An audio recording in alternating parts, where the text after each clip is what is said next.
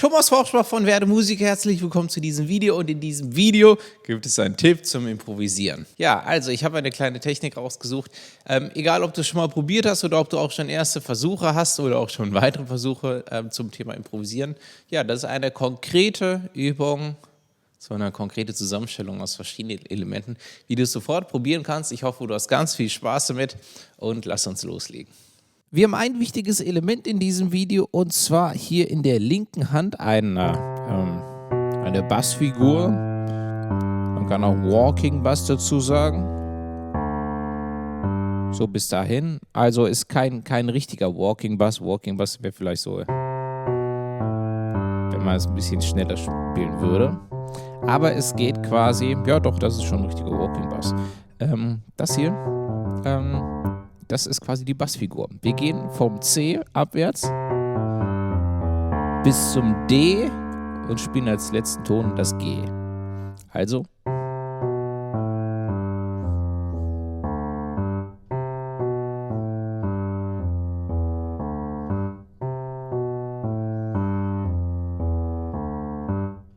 Also die Tonleiter abwärts quasi hier untersetzen. Theoretisch können wir auch hier untersetzen, wahrscheinlich ist es hierfür besser, unter dem Zeigefinger mit dem Daumen aufs A, dann komplett alle Finger runterspielen bis zum D, das G mit dem Zeigefinger spielen, dann kann der Daumen hier schon wieder aufs C gehen. So, das können wir unterschiedlich schnell spielen, jetzt gerade habe ich es tatsächlich so, das ist eher die schnellere Fassung davon. Ja, aber zum Beispiel der Anfang zumindest von den Beatles, Penny Lane.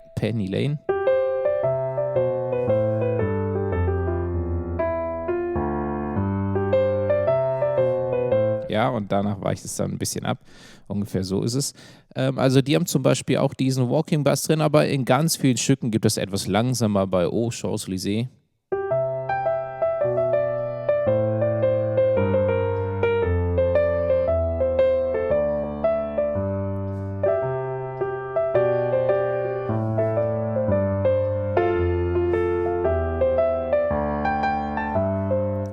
Oder, wo gibt es das noch? With a little help from my friends.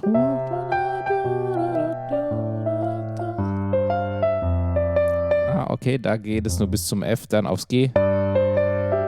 Ja, aber letztendlich ist das diese Figur.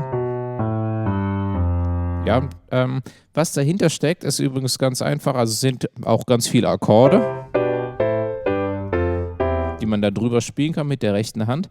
Unten das D, G und dann wieder zum C ist eine 2-5-1-Verbindung. Vielleicht erinnerst du dich an die bekannte Akkordverbindung 2-5-1.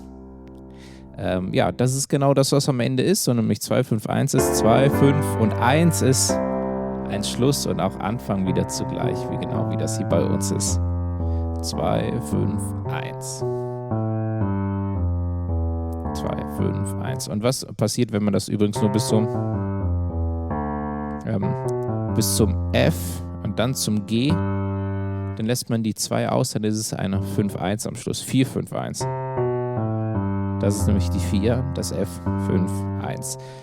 Das sind die Stufen. Wenn du damit nicht vertraut bist, natürlich geht es da unter anderem in meinem Kurs Tipps und Kniffe für Fortgeschrittene, aber das ist dieses Nummernsystem mit den Stufen. Ne? Der Akkord der ersten Stufe, der vierten und der fünften oder halt der zweiten. Ja, aber was hier ist,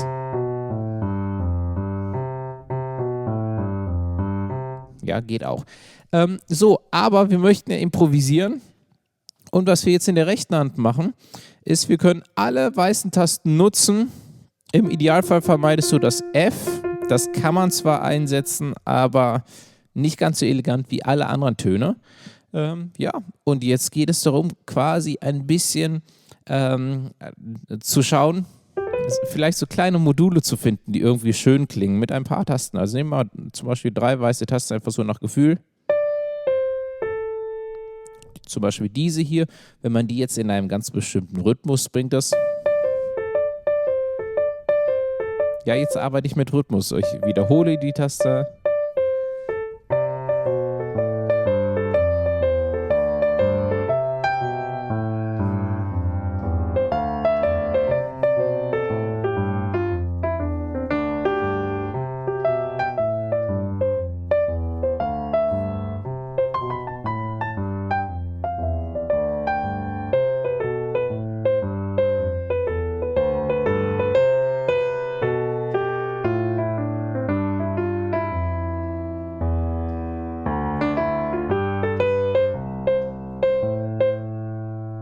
sorry. Wir können auch auf einer Taste bleiben und da einfach rhythmisch variieren. So, es klingt nicht alles sofort perfekt gut, aber du wirst definitiv so ein paar, und deswegen meine ich, hier such dir 3 Töne raus, so ein paar kleine Bausteine, kleine Module finden, die irgendwie besonders gut klingen, und die kann man immer einsetzen. Zum Beispiel ein Modul ist tatsächlich einfach auf dem C zu bleiben und das dann rhythmisch zu spielen.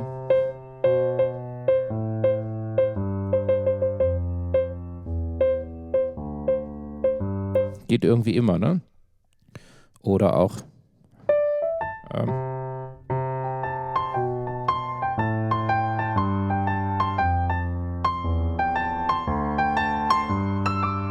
ja, und dann eine kleine Variation. Ja, und das ist definitiv eine hervorragende Möglichkeit, ja, ein bisschen weiter in die Welt des Improvisierens einzutauchen. Das ist quasi das Element, ja, also übrigens, entscheide dich für eine Bassfigur in der linken Hand, ja. Ich würde tatsächlich am Anfang so in dieser Geschwindigkeit bleiben, bis zum D runtergehen und dann das G. Hier mit dem Daumen untersetzen, das ist das Bequemste. Ich mache es nicht immer, aber das wäre das Beste. D, G und von neu. Kann sogar noch langsamer sein, aber halt nicht dieser. Ja, für den Anfang ist das, glaube ich, ein bisschen viel.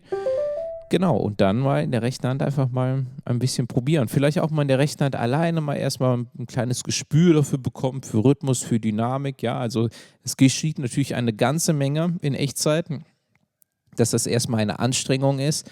Das ist gar keine Frage, aber es lohnt sich dran zu bleiben. Es macht ganz großen Spaß und außerdem sagt der Gehirn auch anschließend Danke, wenn du es in dieser Form gefordert hast, ja.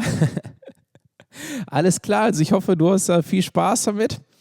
Ja, vielen Dank fürs Zuschauen und bis demnächst.